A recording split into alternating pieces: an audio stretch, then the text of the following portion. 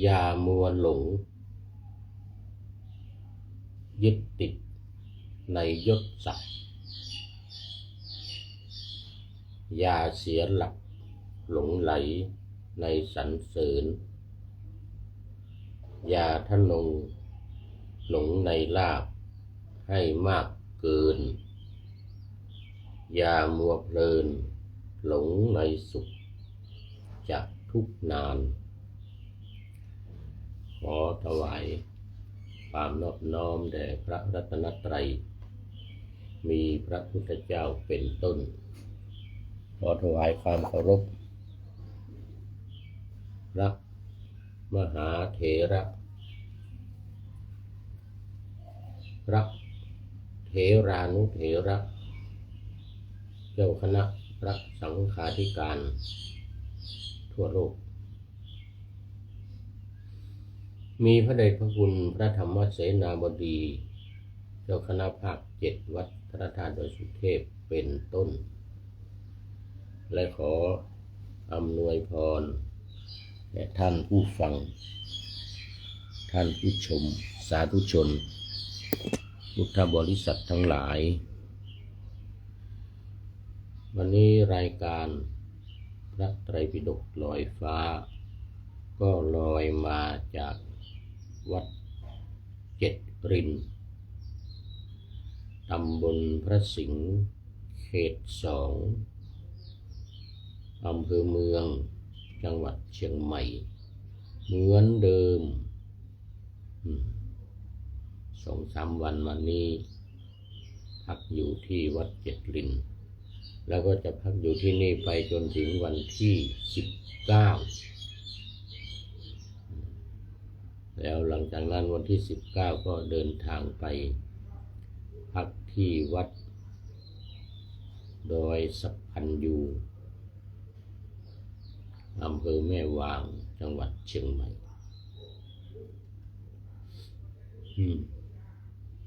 จนถึงวันที่22ซึ่งเป็นวัน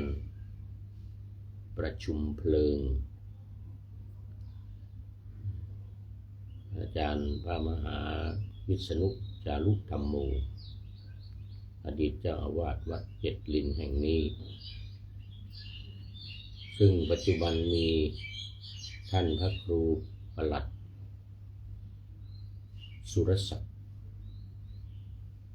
เป็นเจ้าอาวาสและก็ได้ดำเนินการจัดงานประชุมเพลิงท่านอาจารย์พระมหาวิษณุจารุธรรมโมมาโดยตลอดตั้งแต่มารับตำแหน่งรักษาการเจ้าอาวาส เมื่อเดือนเมษายน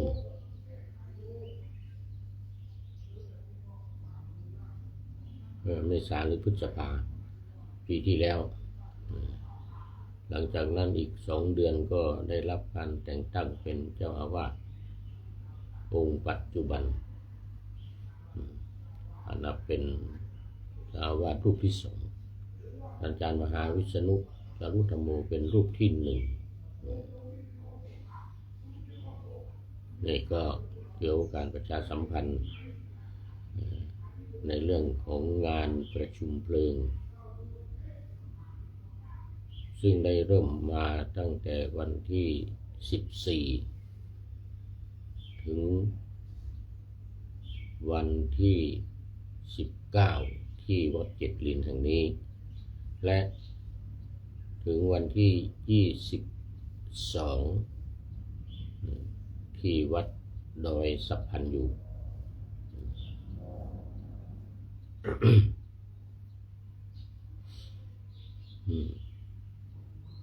วันนี้ก็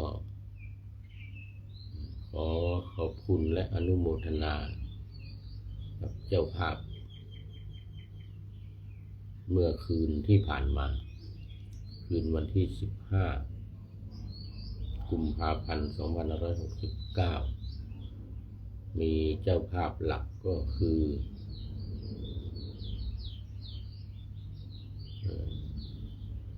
อาจารย์วุฒิชาติ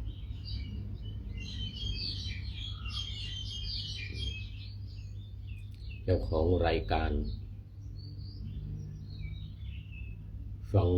สบายๆสไตล์วุฒิชาติพร้อมกับ FC ของรายการในนามของพระเดชพระคุณหลวงพ่อพระธรรมเสนาบดี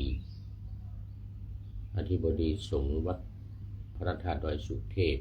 เจ้าคณะภาค 7คณะสงฆ์วัดพระธาตุดอยสุเทพคณะศรัทธาญาติโยมวัดพระธาตุดอยสุเทพมาเป็นเจ้าภาพ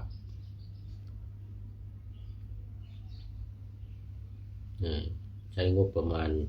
15,000 บาทรวมทั้งหมดรวมทั้งปัจจัยการเทศน์การสวดพระอภิธรรม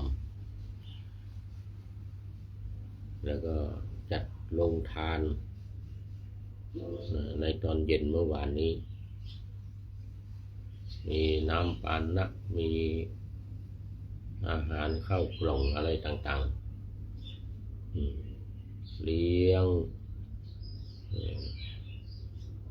ญาติโยมแขกผู้มีเกียรติที่มาร่วมงานอย่างอิ่มหนำสำราญก็ต้องขอขอบคุณและอนุโมทนาเป็นอย่างยิ่งสำหรับพระสวดสหัสนัยนะเมื่อวานนี้สวดสหัสนัย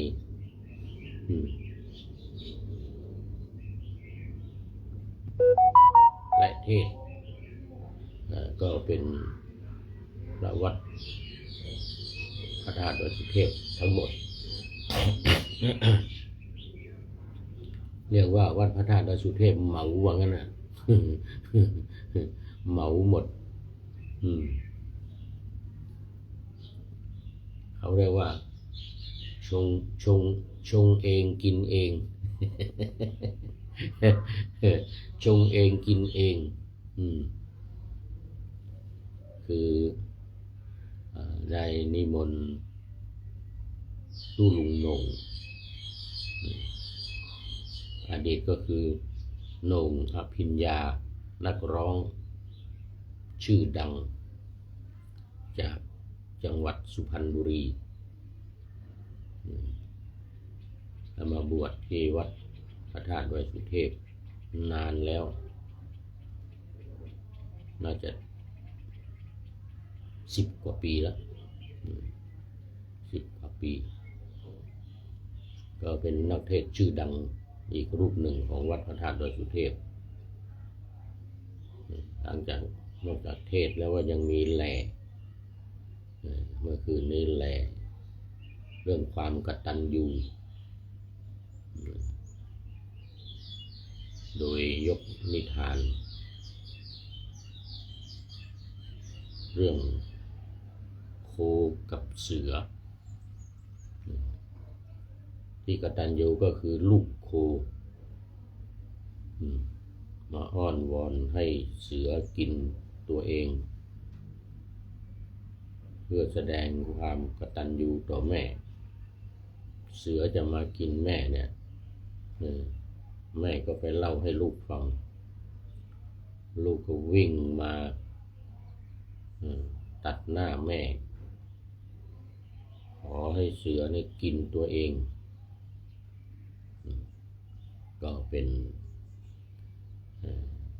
สาธกธรรมนำนิทานเรื่องโคกับเสือซึ่งสมัยก่อนก็ร้องโดยอาจารย์พรพิรมอาจารย์พรพิรม ซึ่งก็ตอนนี้มรณภาพไปแล้วแล้วก็แต่งโดยหลวงตาแผ่เยื่อไม้หรือพระครูไพศาลธรรมโกศลวัดประยุทธวงศาวาสอาจารย์ของผู้พูดเนี่ยอาจารย์ของผู้พูดเนี่ยสมัยก่อนไปฝึกแหล่กับหลวงตาแผ่เยื่อไม้นี่นะพระครูไพศาลธรรมโกศลนี่นะไปฝึกแหล่เพิ่มเติมไปฝึกแหล่เพิ่มเติมเป็นอาจารย์เป็นลูกศิษย์ของหลวงตาแผ่เยื่อไม้โอ้ไม่ใช่ธรรมดานะต้องเอาหัวมุดลงไปในหม้อเยี่ยว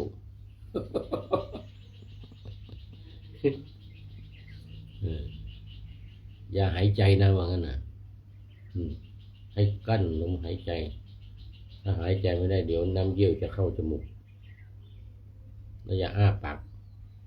หลับตาหลับตาหยุดหายใจกั้นลมหายใจวัตถุประสงค์ก็คือว่าจะดูว่ากั้นลมหายใจได้นานไหมนานเท่าไหร่ตั้งเวลาถ้าจะฝึกเทศกับหลวงตานะว่างั้นนะโอ้ขนาดนั้นเลยเราเข้าไปในห้องทางซ้ายมือทางประตู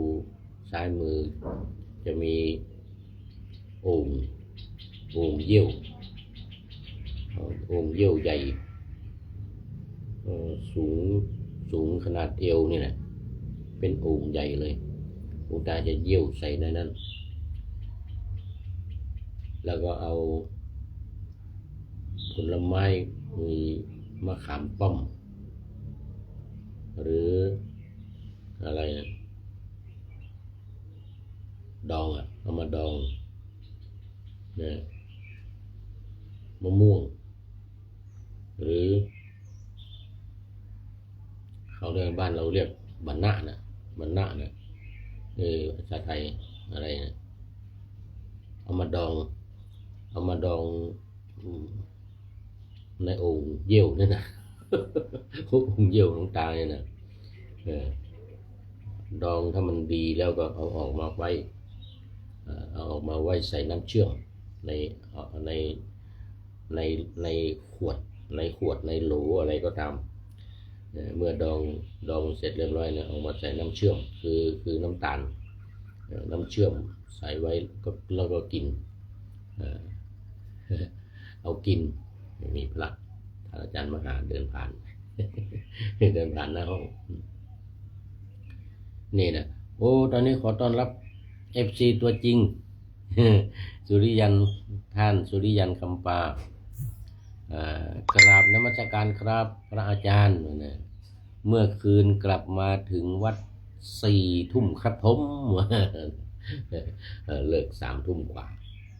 เมื่อคืนได้เลิก3 ทุ่มกว่าเป็นเจ้าภาพท่าน FC ตัวจริงวัดพระธาตุดอยสุเทพอาจารย์สุริยันคำปาเมื่อคืนนี้มาแบบเป็นเจ้าภาพแบบชงเองกินเองอย่างว่าสวดสหัสนัยเมื่อคืนนี้ก็ต้องขอบคุณพระเดชพระคุณหลวงพ่ออาจารย์พระมหาสุนทรสุนทโรวัดพระธาตุดอยสุเทพหัวหน้านำสวดสหัสนัยแล้วก็หลวงพ่อประเสริฐหลวงพ่อประเสริฐแล้วก็ท่านสุริยันคำปาและองค์เทศตุลุงโหน่งอภิญญาเนี่ยเทศด้วยสวดด้วยทั้งเทศทั้งสวดโอ้แต่เทศเสียงดีมากไพเราะมาก เรื่องครูกับเสือนี่แหละโอ้ไพเราะมากเสียงดีเหมือนเดิมเขาเป็นนักร้องมาเก่านักร้องชื่อดังโหน่งอภิญญาก็สุพรรณบุรีก็อย่างว่าเป็นนักร้องนักแปลชื่อดังอยู่มากไว้พจน์เพชรสุพรรณตอนหลังมานี่ก็มีอาจารย์วัฒนาเพชรสุพรรณนี่เนื่อน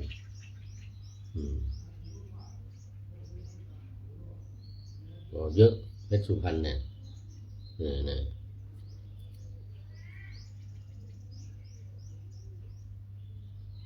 อะไรอีกโอ้เยอะก้านแก้วสุพรรณก้านแก้วสุพรรณร้องเพลงเสียงดีมากมีไม่ใช่สุพรรณก็มีสุรพลสมบัติเจริญนี่ไม่ใช่คำว่าเพชรสุพรรณ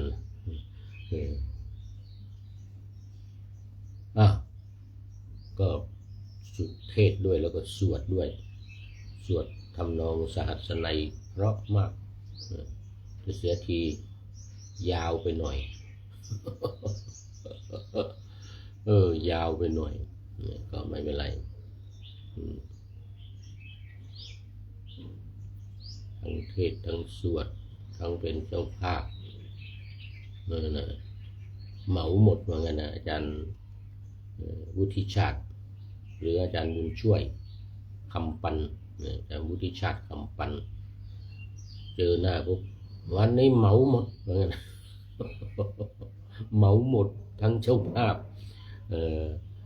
ทั้งเทศเองสวดเองว่างั้นวัดพระธาตุดอยสุเทพเหมาหมดสุริยันคำปานี่ก็สวดดูเสียงเพราะมากแต่มีเสียงหนึ่งไม่รู้เป็นใครโอ้ตอนนี้ขอต้อนรับอาจารย์สุรศักดิ์พรหมศรีโอ้กราบนมัสการพระอาจารย์เหมือนกันนะอาจารย์สุรศักดิ์พรหมศรีตามมาด้วยพระเดชพระคุณหลวงพ่อสุทธิสงึมลำจังหวัดบุรีรัมย์สุรศักดิ์พรหมศรีจากจันทบุรีเมื่อวานนี้ก็ได้ข้อคิดไปรายการหนึ่งตอนเช้านี้แล้วมั้งออกไปแล้วข้อคิดจากประเทศอินเดียท่านอาจารย์สุรศักดิ์พรหมศรีไปอินเดียมาเรื่องสังเวชนียสถาน4 แห่งตั้งแต่ลุมพินีพุทธคยาสารนาถกุสินาราซึ่งเป็นสถานที่สำคัญลุมพินีที่ประสูติของพระพุทธเจ้าพุทธคยาที่ตรัสรู้รู้เวลาเสนานิคมเลยนะแล้วก็สารนาถนี่ที่แสดงปฐมเทศนากุสินาราก็สถานที่ปรินิพพานพุทธองค์ทรงปรินิพพานที่กุสินาราเป็นข้อคิดที่ดีมากจากอาจารย์สุรศักดิ์พรหมศรีจันทบุรีวันนี้มาเชียงใหม่จันทบุรีรัมย์โมทนาเป็นอย่างยิ่งตอนเช้าวันนี้เมื่อกี้ที่พูดค้างไว้มีเสียง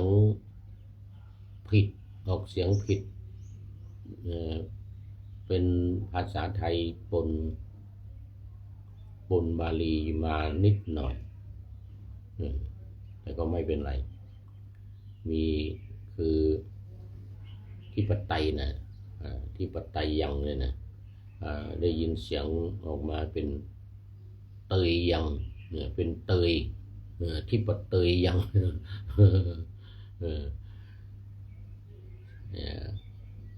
ฉันทาที่ปัตเตยยัง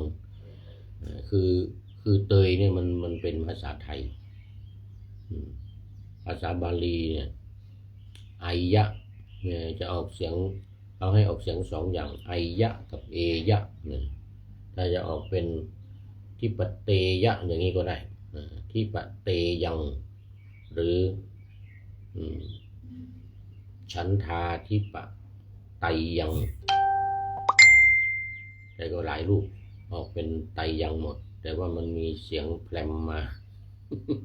รูปหนึ่งไม่รู้ใครนะเนี่ยไม่รู้ใครออกเป็นฉันทาทิปเตยยังวิริยาทิปเตยยังฉันทะวิริยะจิตตานะจิตตาทิปเตยยังนี้นะโอ้ผิดเนอะอันนี้ผิดมันเป็นภาษาบาลีไม่มีเตยเตยเป็นภาษาไทยสระเอยอยักษ์เนี่ยนะได้ออกไทยปนกับบาลีไม่ได้บาลีไม่มีเตยมีสองอย่างที่ปัตไตยังหรือเตยังอย่างในประเทศอินเดียในศรีลังกานี่เขาจะนิยมออกเตนะเตยังแต่แบบทางแถวพม่าไทยลาวเขมรเรานี่จะออกไตยังอธิปไตยนะอธิปไตยยัง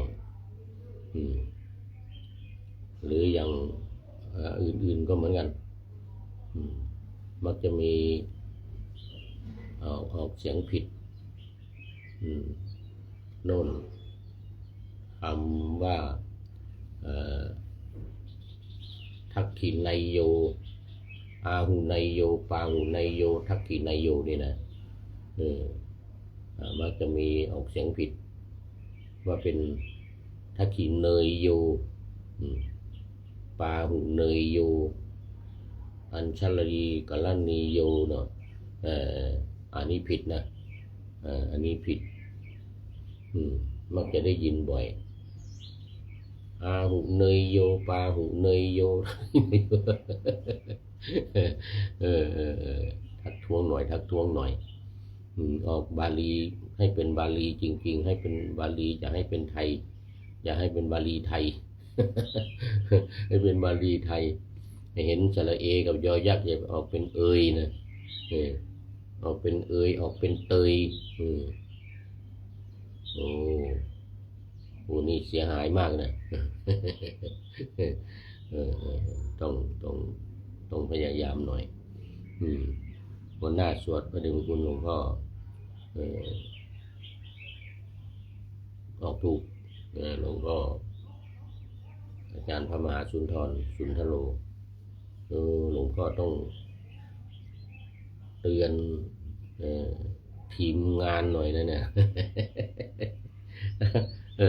ต้องเตือนทีมงานหน่อยอย่าให้เป็นเตยโยนะเตยยังนะฉันทาทิปัตเตยยังอย่างนี้ไม่ได้นะแล้วตอนนี้ก็วิหารลายมามากแล้วเสียเวลา ขอบคุณและอนุโมทนาทีมงานเจ้าภาพวัดพระธาตุดอยสุเทพทุกรูปตัวเองด้วย ขอบคุณตัวเองด้วย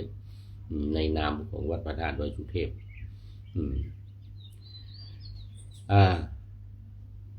มาถึงเนื้อหาสาระของธรรมะกันเลยวันนี้ในเช้าวันนี้เป็นอะไรเนาะนี่ไตรปิฎกเล่มที่เท่าไหร่ยังอยู่เหมือนเดิมเล่มที่20พระสุตตันตปิฎกเล่มที่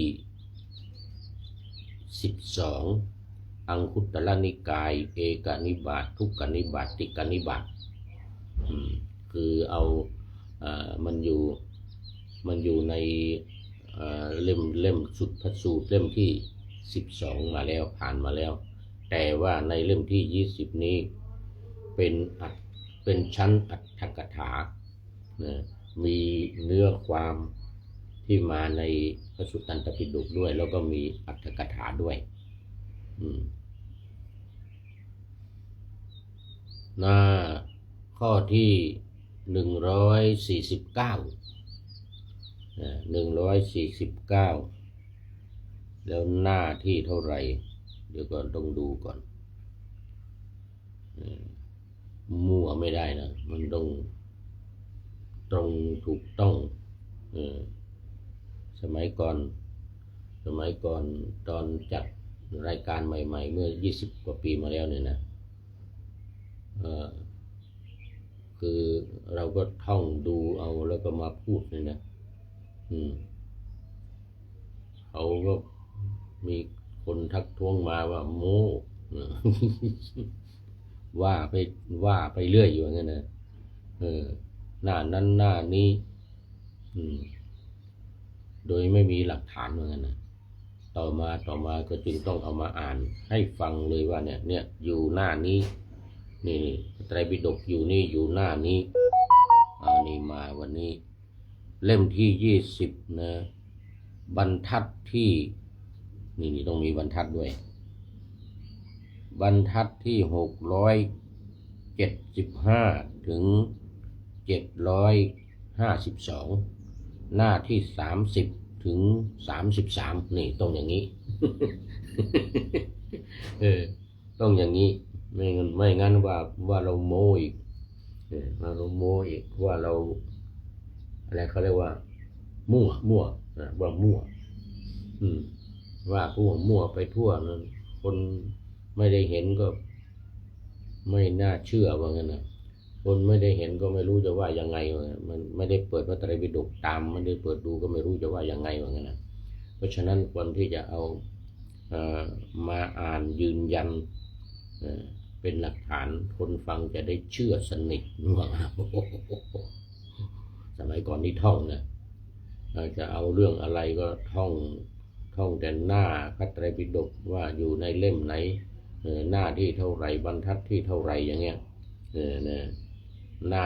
น้าเท่าไหร่ถึงบรรทัดที่เท่าไหร่ถึงบรรทัดที่เท่าไหร่หน้าที่เท่าไหร่นี่ท่องก่อนนะสมัยก่อนเนี่ยตอนจัดรายการใหม่ๆรายการพระไตรปิฎกเนี่ยจัดใหม่ๆอุตส่าห์ท่องอย่างดีนะจะออกเรื่องไหนก็ท่องเรื่องนั้นท่องหน้านั้นบรรทัดนั้นอะไรไว้เนี่ยพอมาพูดจริงๆปรากฏว่าไม่คนไม่เชื่อว่าเรามั่วว่ามั่วเพราะเขาไม่รู้ว่างั้นนะเพราะเขาไม่รู้เขาไม่ได้อ่านไม่ได้เอามาเปิดดูเราจะว่ายังไงก็ได้เขาว่างั้นนะเอายังไงก็ได้ว่ายังไงก็ได้ว่างั้นนะไม่ได้ต้องเอาหลักฐานมาโชว์ว่างั้นนะอันนี้ต่อมาก็อันนั้นจัดอยู่เป็นปี2 ปีนะเป็นปี2 ปีจึงถูกทักท้วงเนี่ยปี2 ปี3 ปีมั้งจึงถูกทักท้วงสัตว์ท่องมาจนเป็นเกือบ3 ปีนะปี2 ปีแหละจึงมาถูกทักท้วงว่ามั่วมันลักษณะว่าบางคนก็เชื่อบางคนก็ไม่เชื่ออะไรจะปานนั่นเหมือนกันนะอะไรจะปานนั่นจะจำได้ถึงว่าหน้าที่เท่าไรบรรทัดที่เท่าไรเล่มนั้นหมวดนั้นวรรคนั้นสูตรนั้นอะไรจะปานนั่นเหมือนกันมันเป็นเรื่องไม่น่าเชื่อเหมือนกันนะเอาก็คงจะเป็นอย่างนั้นเหมือนกันนะเพราะว่าคนมันมีหลายความคิดคนมันมีหลายความคิดแต่หลังจากนั้นมาก็จึงเลิกเนื้อความก็เหมือนกันเอามาพูดเป็นภาษาเราเองเนี่ยตอนแรกๆก็อย่างนั้นแหละจำเนื้อเรื่องมาแล้วก็มาพูดเป็นภาษาเราเองเขาก็ว่ามั่วอีกแล้วภาษาไม่ไพเราะแล้วก็ภาษาไม่เหมือนในพระไตรปิฎกว่างั้นนะวิจารณ์กันมาเมื่อสมัยก่อนนี้จัด two way เขาเรียก two way communication คือนั่งสดในสถานีแล้วก็เปิดสายให้ ท่านผู้ฟังนี่โทรกันเข้ามาได้คุยกันสอบถามอะไรเนี่ย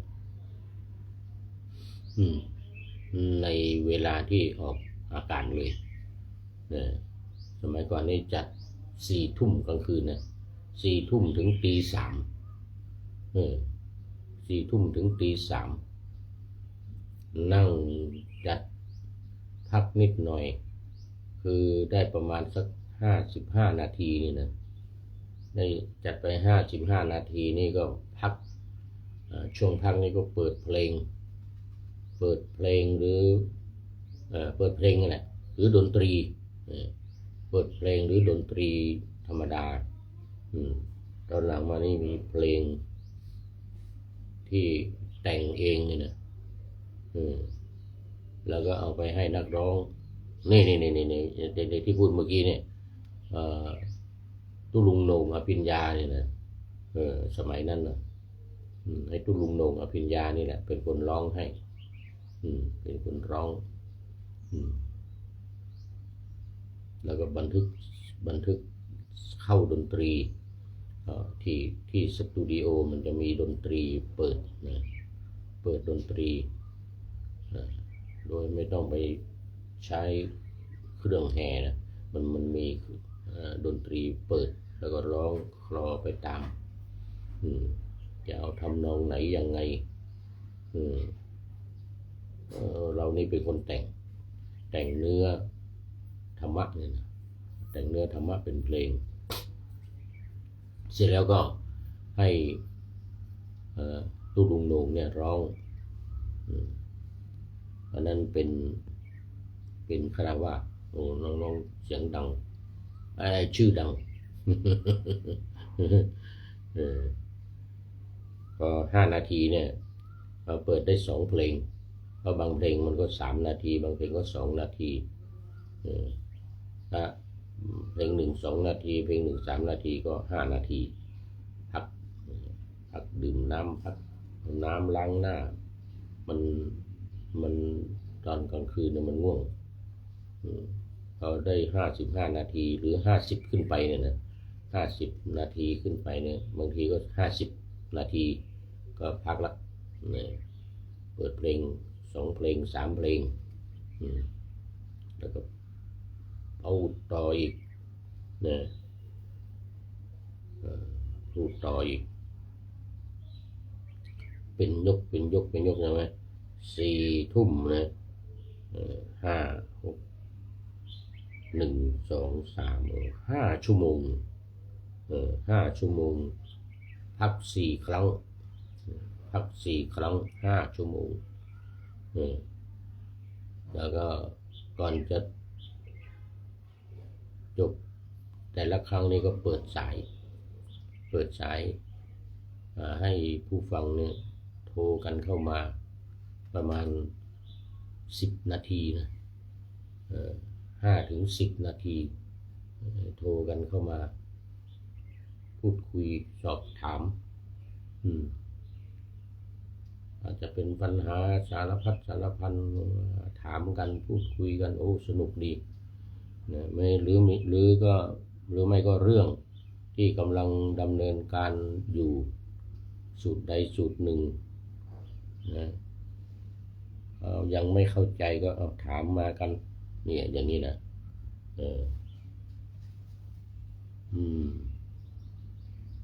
ไม่เข้าใจก็ถามกันมา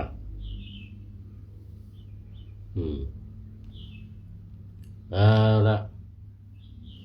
มาว่าเนื้อความเลยทีนี้ ข้อ149นี่นะดูก่อนภิกษุทั้งหลายพระอานนท์เลิศกว่าพวกภิกษุสาวกของเราผู้เป็นพหูสูตรนี่พระอานนท์นี่นะก็ไม่เป็นได้ไงเพราะว่าได้ฟังทุกสูตรทุกข้อ 84,000 นี่นะพระอานนท์ฟังหมดทุกข้อเนี่ยทำไมฟังหมดทุกข้อ ก็ขอพรไว้ก่อนที่จะมารับตำแหน่งหน้าที่เป็นพุทธอุปถากขอพรไว้มีอยู่ข้อหนึ่งทั้งหมดมี8 ข้อมีอยู่ข้อหนึ่งว่าพระพุทธองค์ไปเทศที่ไหนเวลากลับมาแล้วต้องแสดงให้พระอานนท์ฟัง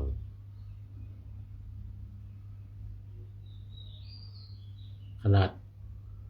ขึ้นไปเทศบนสวรรค์ชั้นดาวดึงส์โปรดพุทธมารดาทุกวันตอนเช้าต้องเสด็จลงมาแล้วก็เนรมิตพระพุทธเนรมิตแสดงธรรมแทนอยู่ข้างบนนะบนสวรรค์ชั้นดาวดึงส์นะ 3 เดือนน่ะลงมาทุกวันไม่ลงได้ไงไม่ได้กินข้าวเลย ต้องจะเด็ดลงมาฉันอาหารฉันวัดอาหารทุกวันตอนเช้า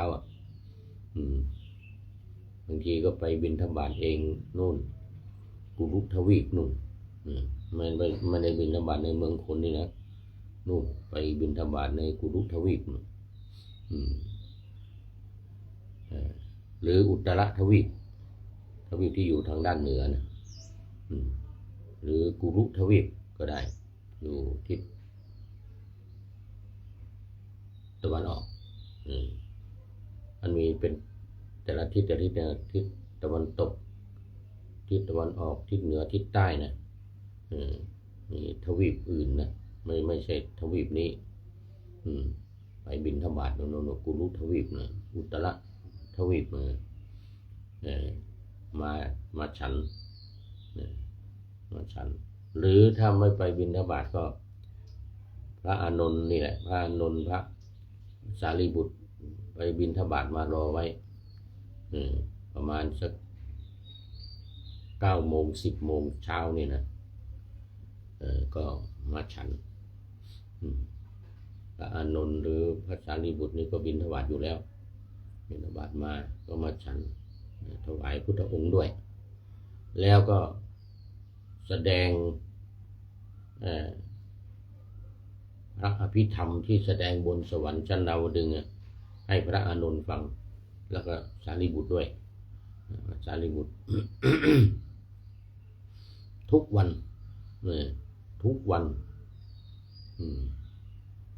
ยกเว้นวันสุดท้ายมั้งวันสุดท้ายที่เสด็จลงสังกัดจันนครอันนั้นนี่ไม่ต้องมาลงมาบิณฑบาตไม่ต้องมาฉันเสด็จลงก็มีคนตักบาตรพระพุทธเจ้าวันเสด็จลงที่เมืองสังกัดจันนครวันเทโวโลหณะ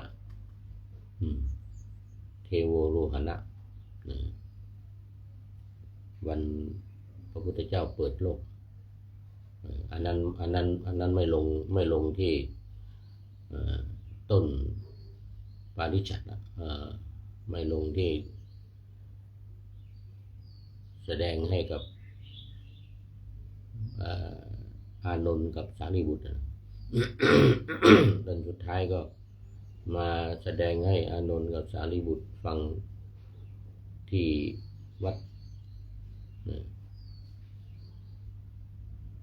ดเชตวัน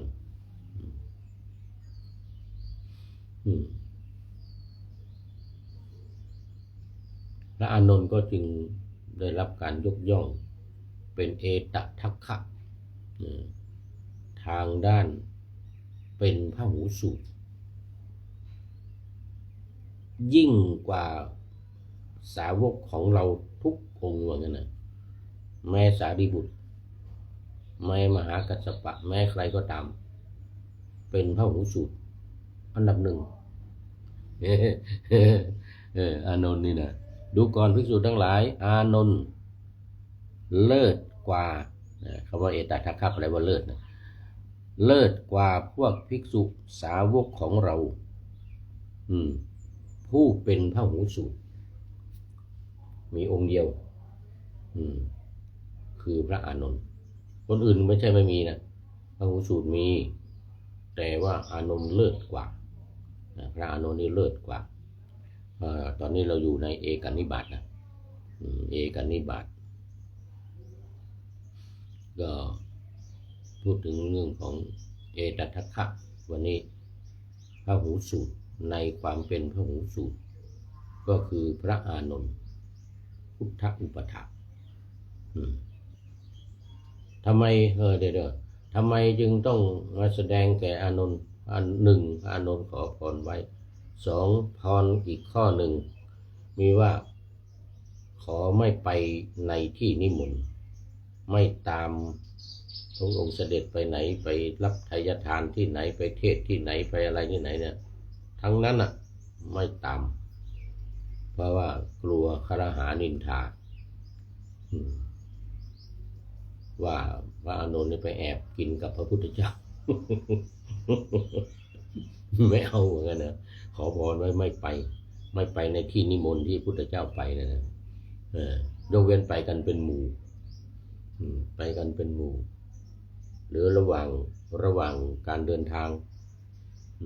ไปกัน300 400 รูป500 รูปอย่างนี้นะอย่างนี้ไปอย่างนี้ไปแต่ถ้าเสด็จไปคนเดียวไปโปรดคนนั้นคนนี้ไปแสดงธรรมที่นั่นที่นี่ไปรับอาหารบิณฑบาตรับนิมนต์ไปฉันที่นั่นที่นี่นะไม่ไปกลัวคฤหานินทาป้องกันว่า พระพุทธเจ้าเนี่ยทำเลือกที่รักมักที่ชังไปไหนก็เอาแต่พุทธอุปถากนี่แหละไปฉันด้วยไปที่นิมนต์ด้วยเนี่ยป้องกันนี่ไม่ใช่ป้องกันตัวเองนะป้องกันพระพุทธเจ้าเนี่ยกลัวคนจะตำหนิพระพุทธเจ้าว่ามีแต่อานนท์ไปไหนก็มีแต่อานนท์คงเป็นเพราะ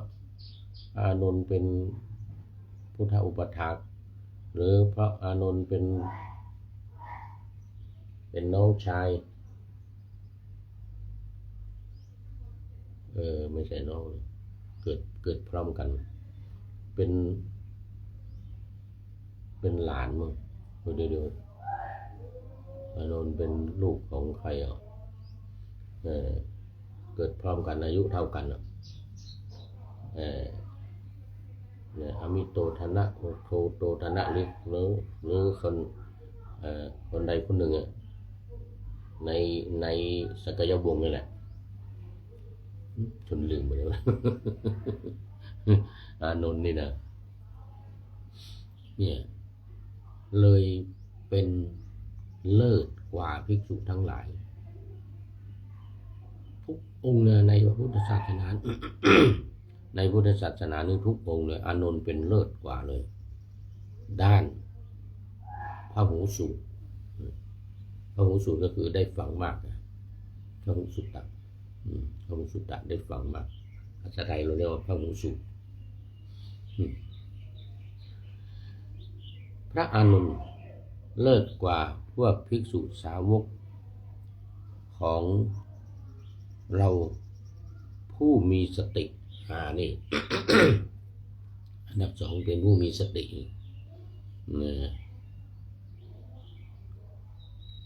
สามพระอานนท์เลิศกว่าภิกษุสงฆ์สาวกของเราผู้มีคตินี่สติกับคตินี่ต่างกันนะคตินี่แนวทางเดินทางการไปในที่จะไปข้างหน้านะไม่ว่าจะตายแล้วไปเกิดที่ไหนอะไรยังไงก็ตามเขาเรียกว่ามีเป็นคติที่ดีจะไปนั่นจะไปนี่อะไรต่างๆเลิศกว่าภิกษุทั้งหลายผู้มีคติ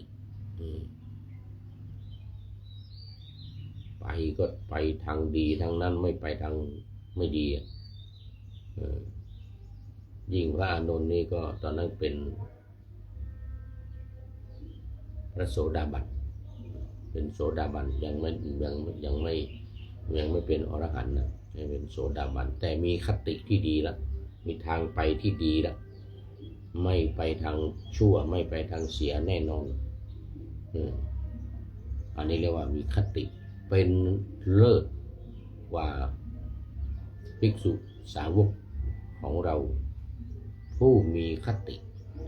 เมื่อกี้นี้ผู้มีสติผู้มีคติสามละหนึ่งคือพระหุสูตรสองมีคติสองมีสติสามมีคติเ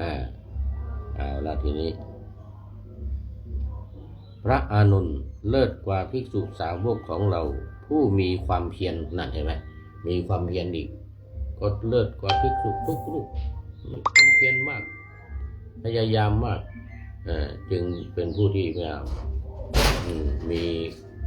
มีความเพียรมากมีวิริยะอุตสาหะมีความเพียรอันนี้หนึ่งสองสามสี่มีความเพียรห้าพระอานนท์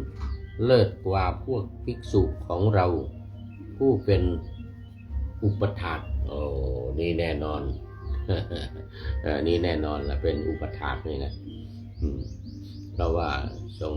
อุปถากก็ไป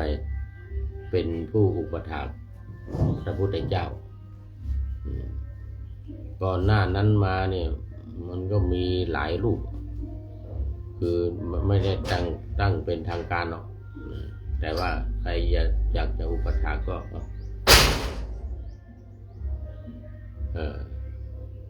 ขอไป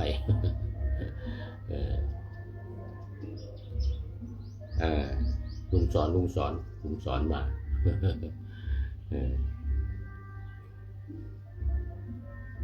นี่ลุงสอนมาอุปถัก สมัยก่อนก็เหมือนกันลุงสอนเป็นอุปถักของ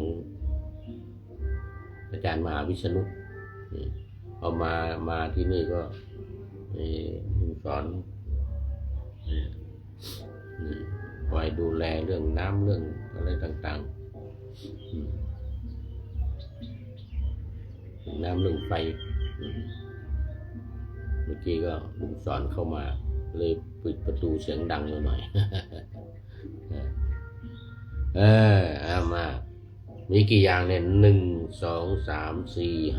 5อย่างที่เหนือกว่าภิกษุอื่นเลิศกว่าภิกษุอื่นเขาเรียกว่าเอตทัคคะเอตทัคคะเลิศกว่าภิกษุอื่นใน5 เรื่องพระอานนท์เนี่ย5 เรื่องคืออะไรบ้างเดี๋ยวหมดเวลาทั้งหมดยัง5 เรื่องนี้ก็คือ1เป็นพหูสูตรได้ยินได้ฟังมากกว่าภิกษุอื่น2เป็นผู้มีสตินี่ดีกว่าทุกรูป3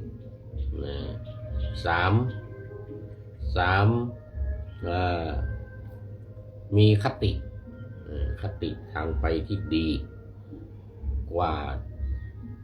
ทุกรูปกว่าภิกษุกว่าพวกภิกษุสาวกของเราว่างั้นนะผู้มีสติอันนี้4กว่าภิกษุสาวกของเราผู้มีความเพียรมีวิริยะมีความเพียรวิริยาธิปไตยยังอย่างว่านะวิริยาธิปไตยยัง5เลิศกว่าพวกภิกษุสาวก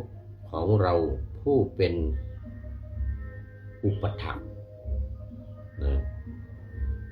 คือดูแลพระพุทธเจ้าตั้งแต่รับตำแหน่งหน้าที่มานี่จนปรินิพพานจนสุดท้ายปรินิพพานเลยเฝ้าพระพุทธเจ้าทะเลาะกันกับปริพาชกสุภัททะสาวกองค์สุดท้ายไม่ให้เข้าพระพุทธเจ้าลำบากแล้วจะปรินิพพานแล้วปริพาชกสุภัททะก็จะเข้า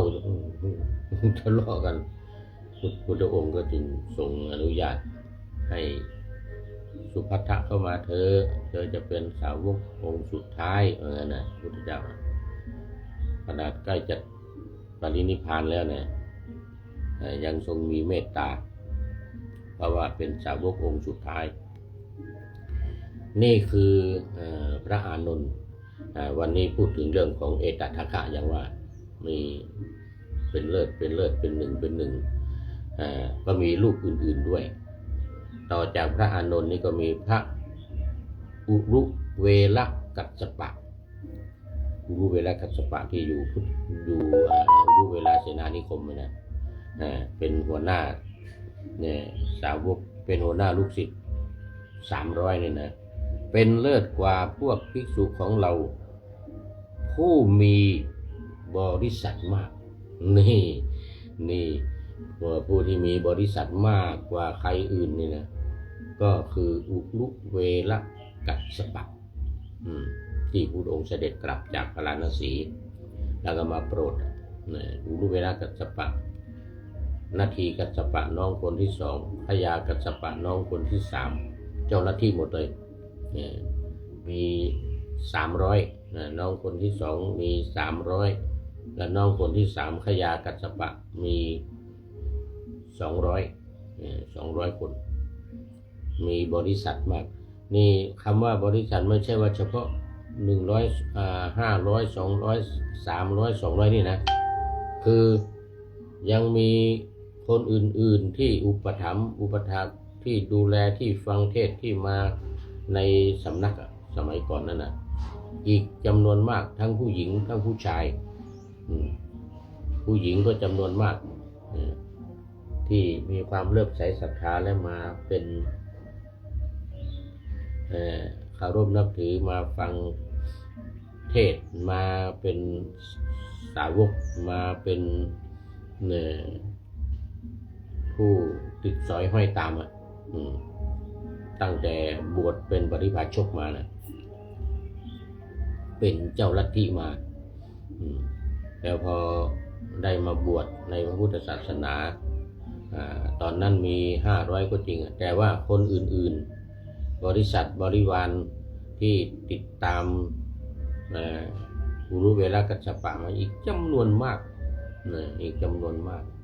ดังนั้นจึงเป็นเลิศกว่าภิกษุสาวกของเราผู้มีบริษัทมากนะ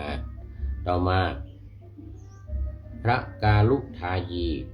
เลิศกว่าภิกษุสาวกของเราผู้ทำสกุลให้เลื่อมใสนี่สำคัญนะที่เอาบรรดาญาติที่อยู่ในวงตระกูลเดียวกันนะให้มามีความเลื่อมใสศรัทธาในพระพุทธศาสนาเลื่อมใสในพระรัตนตรัยมีพระพุทธพระธรรมพระสงฆ์เนี่ยนะท่านพระกาลุทายีนี่ก็เป็นสหชาติเหมือนกันเกิดพร้อมกันกับพระอานนท์กับพระพุทธเจ้านี่แหละมันเรียกสหชาติเกิดวันเดียวกันเกิดพร้อมกันเป็นซิ่วกันเป็นซิ่วกันเป็นซิ่วพูดถึงเซลเมื่อคืนตุลุงโหนงที่เทศเมื่อคืนนะที่แลเสียงดีๆนะ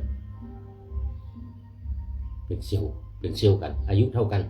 ตุลุงโหนงวัดพระธาตุดอยสุเทพนะเป็นเซลกันนี่อายุเท่ากันนี่ โอ้เมื่อพูดถึงอายุเท่ากันเนาะสหชาติเป็นสหชาติกันนั่นนี่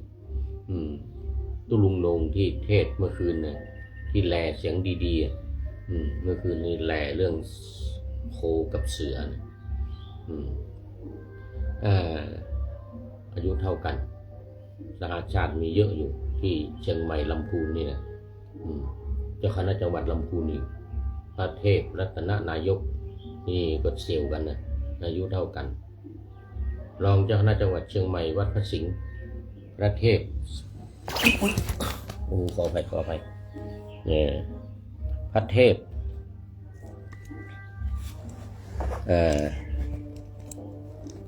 พระเทพสิงหวราจารย์เดี๋ยวดูเวลาก่อนวันนี้ขาตั้งไมค์มันหัก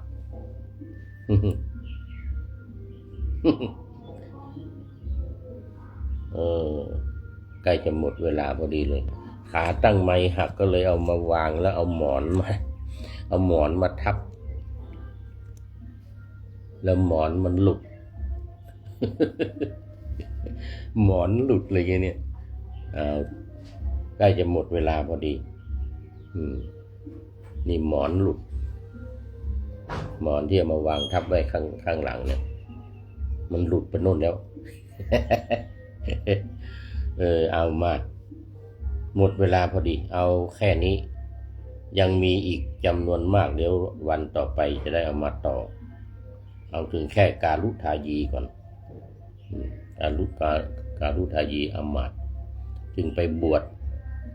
แล้วก็นิมนต์พระพุทธเจ้ากลับมาเนี่ยนิมนต์พระพุทธเจ้ากลับมาที่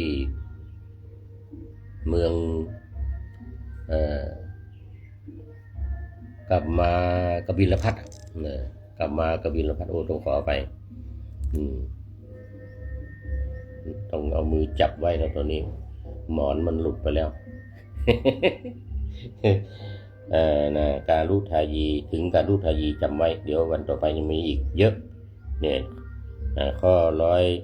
149ข้อ150แล้วข้อ151นี่เป็นเอตทัคคะทั้งนั้นเลย51 52นี่มีถึงผู้หญิงผู้ชายทั้งอุบาสิกาทั้งภิกษุณีทั้งพระเถรีนะเถระเถรีทั้งหลายที่เป็นเลิศในด้านต่างๆตอนนี้เอาแค่อะไรการุทายีเป็นเลิศกว่าสาวกทั้งหลายของเราผู้ทำสกุลให้เลื่อมใสบรรดาญาติโกโหติกาในสกุลของตัวเองนะให้เลื่อมใสในพระพุทธศาสนาเลื่อมใสในพระรัตนตรัยนับถือพุทธศาสนามากที่สุดนี่ก็คือพระการุทายีเอาละวันนี้เอาไว้แค่นี้ก่อนเดี๋ยวมีข้อคิดท้ายรายการวันนี้ข้อคิดท้ายรายการวันนี้ก็คือได้จากสถานีธรรม ได้จากสถานีธรรมว่าอย่ามัวหลงยึดติดในยศศักดิ์อย่าเสียหลักหลงไหลในสรรเสริญอย่าทะนงหลงไหลอย่าทะนงหลงในลาภให้มากเกินอย่ามัวเพลินหลงในสุขจะทุกข์นานเลยนะนี่ก็ต้องขอขอบคุณเจ้าของบทประพันธ์ข้อคิดท้ายรายการในวันนี้ก็คือสถานีธรรม ขอบคุณเป็นอย่างยิ่งแล้วก็พระเดชพระคุณหลวงพ่อสุทธิสงึมรำก็เป็นท่านสุดท้ายเข้าสู่เส้นชัยของรายการในวันนี้รวมกับท่านอื่นๆที่ผ่านไปแล้วมีสุรศักดิ์อีกหลายท่านนะขอบคุณโมทนาเป็นอย่างยิ่งวันนี้ ขอนำพระไตรปิฎกลอยฟ้าไปจากผู้ฟังทั้งหลายในโลกล่าวันต่อไปจะได้ย้อนกลับมาสู่สถานีใหม่ให้ท่านฟังอย่าลืมเปิดวิทยุหรือเครื่องรับโทรศัพท์โมบายคอมพิวเตอร์ผัง YouTube เฟซเพจไลน์ให้ดังๆเพื่อชมฟังรายการวันต่อไปขอทุกท่านมีความสุขทุกคืนวันนำธรรมะประกอบการงานทั้งหลาย เช่นขยันทำงานทางวาจากาย ใจขวนขวายกิจการงานนานาบำเพ็ญสาธารณประโยชน์เว้นสิ่งที่มีโทษโหดเยี่ยงสาประกอบแต่กรรมดีมีราคาแสวงหาเงินทองครองใจคนเสียสละพละทรัพย์นับมากน้อยไม่ให้ล้านก็ให้ร้อยไม่ด้อยผลเอื้อคนรวยช่วยคนยากฝากคนจนให้ทุกคนเท่ากันมาตรฐานเดียวขอเจริญพร